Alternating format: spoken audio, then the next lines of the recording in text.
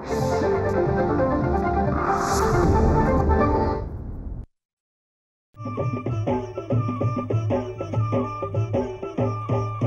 काळी आई धनधान्य देई, ही काळी आई धनधान्य देई, जोडते मनाची नाती आमची माती, आमची माणसं, आमची माती, आमची माणसं, आमची माती, आमची माणसं, आमची माती, आमची माणसं, आमची माती, आमची माणसं.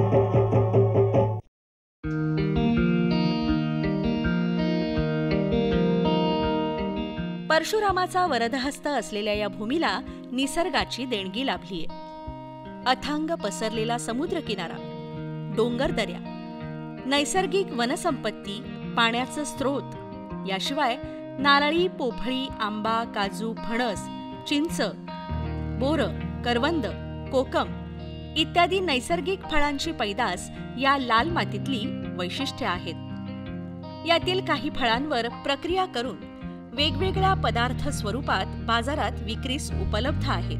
परंतु या व्यतिरिक्त दुय्यम फळं जसे की फणस, पपई, कोकम, करवंद यावर प्रक्रिया करून नफ्याच्या दृष्टीने डॉक्टर बाळासाहेब सावंत कोकण कृषी विद्यापीठात कार्यरत असलेले सहाय्यक प्राध्यापक डॉक्टर मंदार खानविलकर यांच्या कल्पकतेतून उभी राहिलेली उद्यानवर्गीय पिकांच्या मूल्यवर्धनातून कोकणची आर्थिक विकास योजना आज आपलं लक्ष वेधून घेते. नमस्कार, मी डॉक्टर मंदार खानविलकर, सहाय्यक प्राध्यापक उद्यानविद्या म्हणून डॉक्टर बाळासाहेब सावंत कोकण कृषी विद्यापीठामध्ये कार्यरत आहे. आजचा आपला विषय जो आहे तो आहे उद्यानवर्गीय पिकांच्या मूल्यवर्धनातून कोकणचा आर्थिक विकास. आपल्या सर्वांना माहिती आहे की कोकण म्हटल्यानंतर बहुतांशी आंबा, काजू यांसारखी फळं पिकं, त्याशिवाय करवंद, फणस असेल, पपई असेल, केळी असेल किंवा कोकम आणि यासारखी दुय्यम फळं पिकं याचं उत्पादन मोठ्या प्रमाणावर होतं. आणि हे उत्पादन जे आहे, या उत्पादनाचा उपयोग जो आहे तो फळं जी आहेत ती ताज्या स्वरूपामध्ये विकण्यामध्ये होतो. परंतु ह्याच जर फळांचं आपण मूल्यवर्धन केलं, म्हणजे या फळावर समजा जर आपण प्रक्रिया केली आणि या प्रक्रियेच्या माध्यमातून वेगवेगळे प्रक्रियायुक्त पदार्थ बनवू शकलो तर शेतकऱ्याला मिळणारा जो आर्थिक नफा आहे त्या नफ्यामध्ये नक्कीच वाढ होऊ शकते.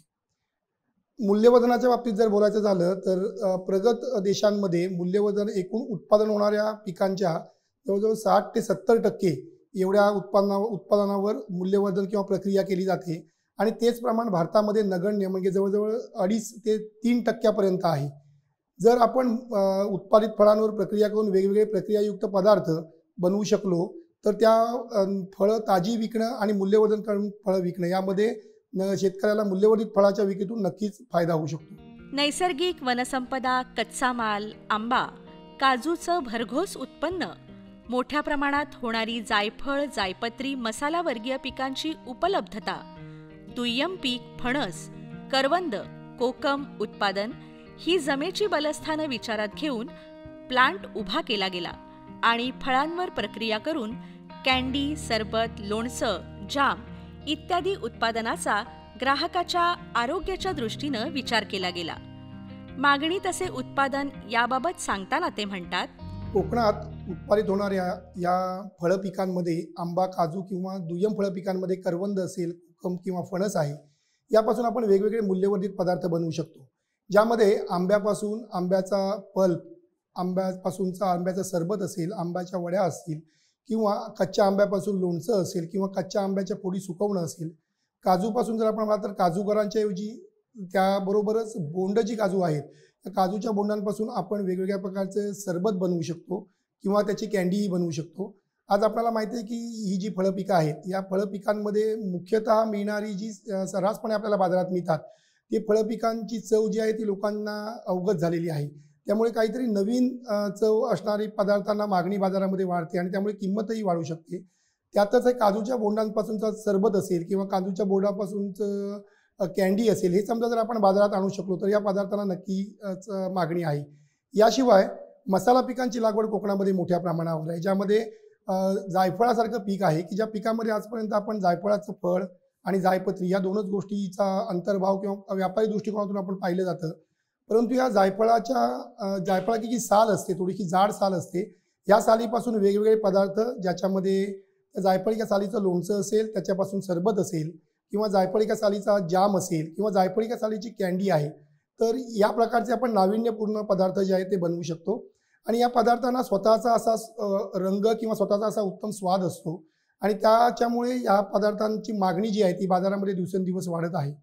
त्याचबरोबर दुय्यम फळ पिकांमध्ये करवंद असेल, फणस असेल, यासारखी जी पिकं आहेत, तर या पिकांबाबतीत जर बोलायचं झालं तर करवंदापासून आपण वेगवेगळ्या प्रकारची सरबत बनवू शकतो, जाम बनवू शकतो. त्याचप्रमाणे कच्च्या करवंदाचं लोणचं बनवू शकतो, जेली बनवू शकतो. आणि फणसाचं तर आपल्याला सर्वांनाच माहिती आहे की आताचा जे युग आहे ते युग म्हणजे फणसाच्या लागवडीसाठी मोठ्या प्रमाणावर चालना सर्व भागातून दिली जाते. तर यापासूनही आपण वेगवेगळे प्रक्रियायुक्त पदार्थ आहेत ते बनवू शकतो, ज्याच्यामध्ये फणसाच्या बियांपासूनचं लोणचंही आपल्याला बनवता येतं किंवा फणसाचे तळलेले गरेही बनवता येतात. याचबरोबरसारखी जी फळं पिकं आहेत ज्याच्यामध्ये औषधी गुणधर्म असतात, पौष्टिकता असते आणि सर्वसामान्य जे ग्राहक आहेत त्या भारतीयांची खरेदी करण्याची क्षमता जी आहे ती वाढलेली आहे. आरोग्याप्रती असणारा दृष्टिकोन जो आहे तो वाढलेला आहे आणि त्यामुळे या सर्व प्रक्रियायुक्त पदार्थांना किंवा अशा प्रकारचे जे पदार्थ आहेत, जे पदार्थ आरोग्याच्या दृष्टिकोनातून चांगले आहेत, त्या पदार्थांना बाजारामध्ये दिवसेंदिवस मागणी जी आहे ती वाढणार आहे. महाराष्ट्रात फळ उत्पादनात कोकण आघाडीवर आहे. आंबा, फणस, काजू यासह दुय्यम फळांचे उत्पादन ही कोकणची खासियत आहे. शिवाय तापमानानुसार त्या ऋतूत आवश्यकता फळझाड लागवडीमुळे वाढीव उत्पादनावर लक्ष केंद्रित करता येतं. पिकांचं मूल्यवर्धन या महत्त्वाच्या घटकाबाबत कोकणातील बलस्थानं विचारात घेऊन फळांमधील औषधी गुणधर्म, वाया जाणाऱ्या फळांचा जाणीवपूर्वक अभ्यास याचा जास्तीत जास्त उपयोग करून घेता यावा या दृष्टीने मूल्यवर्धनाच्या बाबतीत आपलं मत मांडताना ते म्हणतात, कोकणातील मूल्यवर्धनाच्या बलस्थानांचा जर आपण विचार केला तर आपल्याला माहिती आहे की कोकणामध्ये मोठ्या प्रमाणावर फळपिकांची लागवड आहे. त्यामुळे ह्या प्रक्रिया उद्योगासाठी लागणारा जो कच्चा माल आहे त्याची उपलब्धता जी आहे ती मोठ्या प्रमाणावर आपल्याला या भागामध्ये आहे. त्याचबरोबर ही जी फळं आहेत की जी फळं आपण काही प्रमाणात दुर्लक्षित म्हणतो, त्या फळांमध्ये औषधी आणि गुणधर्म जे आहेत त्यामुळे ते जास्त असल्यामुळे लोकांचा कल पण जो आहे तो अशा औषधी गुणधर्म असलेल्या फळांपासून बनवलेले पदार्थ खाण्याकडे जास्त आहे. दुसरी एक महत्त्वाची गोष्ट म्हणजे बरीचशी अशी फळं आहेत की ज्याच्यामध्ये आपल्याला उदाहरणं देता येईल. जांभूळ आहे, करवंद आहे किंवा काजूची बोंड आहेत की ज्यापैकी साधारण 90 ते 95% भाग जो आहे हा भाग आपण प्रक्रिया करत नाही, त्यामुळे ही वाया जातात फळं. ही जी फळं आहेत त्या फळांवर आपण प्रक्रिया करू शकलो तर त्याच्यापासून नक्कीच जास्त फायदा मिळू शकतो. त्याचबरोबर बलस्थानांचा जर विचार करायचा झाला तर या ठिकाणी असणारं मनुष्यबळ, उपलब्ध मनुष्यबळाचा विचार केला तर या प्रक्रिया उद्योगासाठी लागणारं मनुष्यबळ आपल्याला कोकणामध्ये सहज उपलब्ध होतं. त्यानंतर दळणवळणाच्या सोयी चांगल्या आहेत. त्यानंतर महिला बचत गटांचं संख्या जी आहे ती कोकणामध्ये जास्त आहे आणि महिला बचत गटांच्या संख्येचा जर विचार केला तर बहुतांशी प्रक्रिया उद्योगामध्ये महिलांचा सक्रिय सहभाग असतो आणि त्यामुळे हे एक आपलं बलस्थान म्हणता येईल. याचबरोबर कोकण म्हटलं की पर्यटन आणि पर्यटन म्हटलं की पर्यटनाच्या माध्यमातून येणारा आर्थिक विकास आणि पर्यटकांना नेहमीच या प्रकारची केलेली जी फळांपासून बनवलेले पदार्थ आहेत ते आकर्षित करतात. त्यामुळे योग्य प्रकारे जर आपण त्याची प्रक्रिया करून पदार्थ बनवला, त्याचं चांगलं आवेष्टन केलं आणि त्याचं समजा जर आपण बाजार मूल्य जे आहे ते निर्धारित केलं तर या प्रकारे आपण पर्यटकांच्या माध्यमातूनही आपला आर्थिक विकास घडवू शकतो. त्याचबरोबर सरकारी योजनांचा मोठ्या प्रमाणावर अंतर्भाव या चालना देण्यासाठी या उद्योगांना या भागामध्ये आहे. तर त्याचाही आपण भाग करून वेगवेगळ्या केंद्र शासनाच्या असतील किंवा राज्य शासनाच्या असतील तर या योजनांचा लाभ घेऊन आपण अशा प्रकारचे फळप्रक्रिया उद्योग जे आहेत ते कोकणामध्ये गावोगावी किंवा तालुका स्तरावर जर आपण निर्माण केले तर याच्यापासून आपल्याला नक्की आर्थिक जास्त फायदा होऊ शकतो. आणि हीच बलस्थानं विचारात घेता कोकणामध्ये या आपल्याला फळप्रक्रिया किंवा मूल्यवर्धनाला भरपूर वाव आहे. आर्थिक विकास साधण्यासाठी पिकांच्या मूल्यवर्धनातून उभा केलेला प्रकल्प हा अनेक गोष्टींवर अवलंबून असतो. नैसर्गिक वरदान लाभलेल्या कोकण प्रांताने पर्यटन क्षेत्रातही बाजी मारलीय. या सगळ्या गोष्टींसह उपलब्ध मनुष्यबळ यांचा एकत्रित परिणाम या व्यवसायावर होऊ शकतो. अत्यावश्यक यंत्रणा उभारून कच्च्या मालाचं टिकाऊ पदार्थात रूपांतर करणं आणि बाजारात त्या मालाला रास्त भाव देणं या काही बाबी बलप्रक्रिया उद्योगांमध्ये महत्त्वाची कामगिरी बजावतात. फळ प्रक्रियेच्या उद्योगाचा जर आपण विचार केला तर त्यासाठी काही बाबींची आवश्यकता असते. यामध्ये प्रथमतः आपण जे फळपिकं असतील त्या फळपिकांवर प्रक्रिया करणार असू तर त्या फळपिकांच्या प्रक्रियेला अनुकूल असणाऱ्या जातींचा आपण निवड केली पाहिजे, जेणेकरून चांगल्या प्रतीची आपल्याला पदार्थ जे आहेत ते निर्माण करता येतील. दुसरी महत्त्वाची गोष्ट म्हणजे की जे काही पदार्थ आपण बनवणार असू ते अन्न औषध प्रशासनाच्या मानांकनाप्रमाणे त्याचं दर्जा राहील याची आपण काळजी घेतली पाहिजे. फळप्रक्रिया म्हटल्यानंतर स्वच्छतेला फार महत्त्व आहे, त्यामुळे आपण फळप्रक्रिया करताना अतिशय स्वच्छता राखली पाहिजे, जेणेकरून फळांच्या पौष्टिकतेवर तसंच फळांच्या गुणवत्तेवर कोणताही परिणाम होणार नाही आणि मग साठवणुकीमध्ये होणारं जे नुकसान आहे ते आपल्याला टाळता येऊ शकतं. याचबरोबर फळपिकांचा जर प्रक्रिया करायची असेल तर मोठ्या प्रमाणावर कच्चा माल आपल्याला साठवावा लागेल आणि यासाठी साठवणूक कक्षांची आवश्यकता आहे.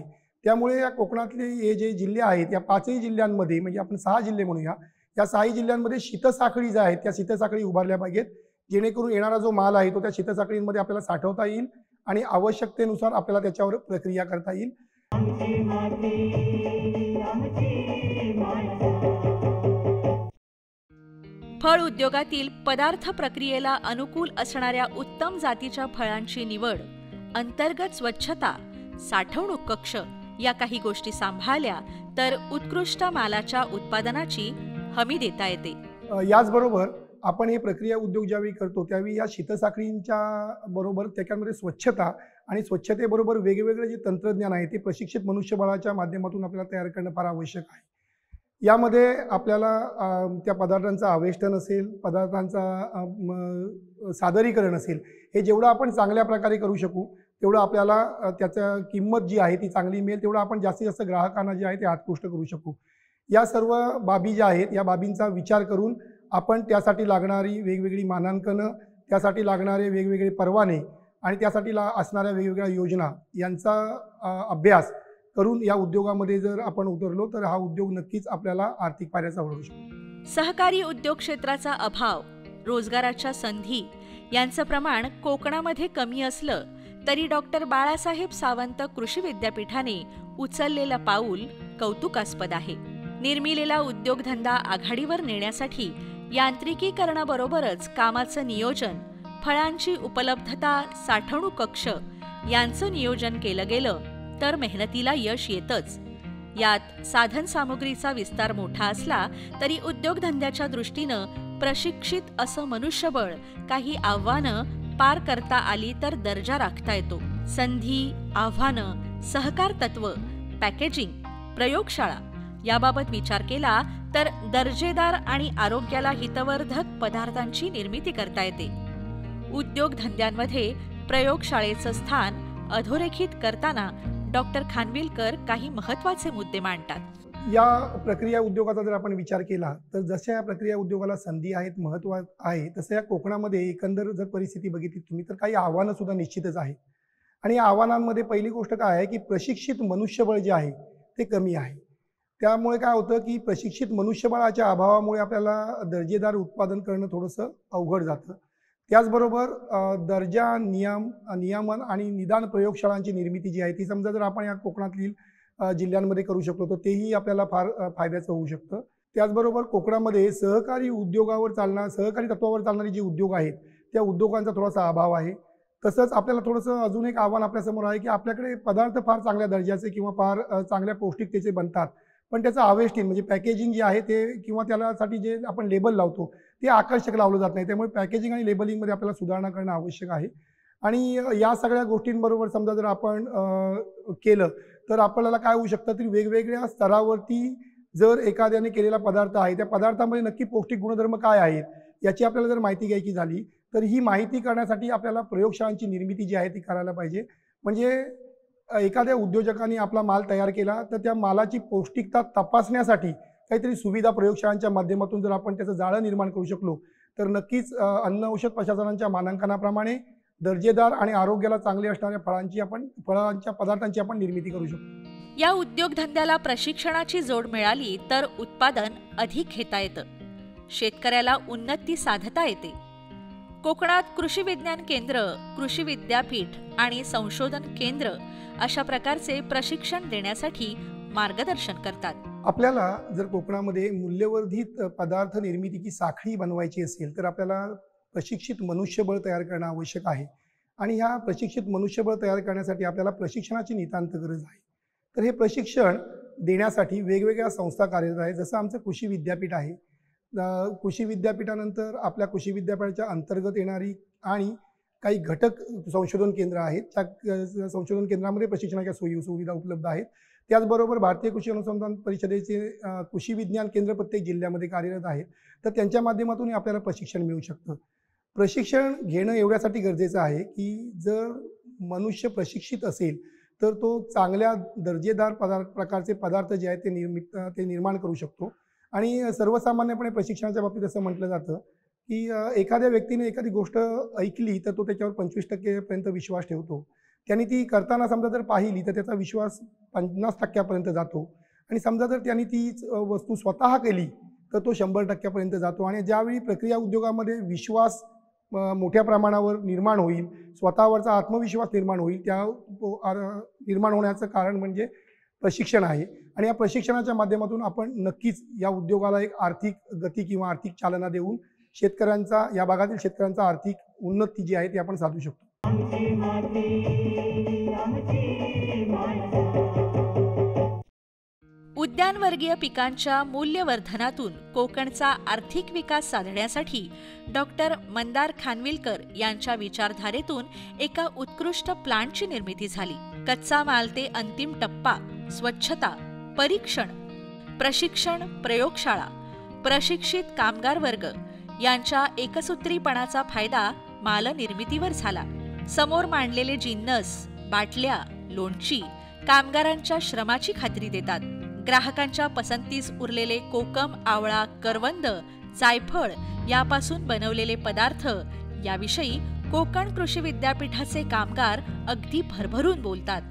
इथे कोकम सिरप तयार करतो आम्ही. कोकम मिळतात इथे झाडाला, ते आणून मग सिरप तयार करतो. कोकम गोडसोल तयार करतो, त्यापासून सिरप, आगळ सगळं तयार होतं.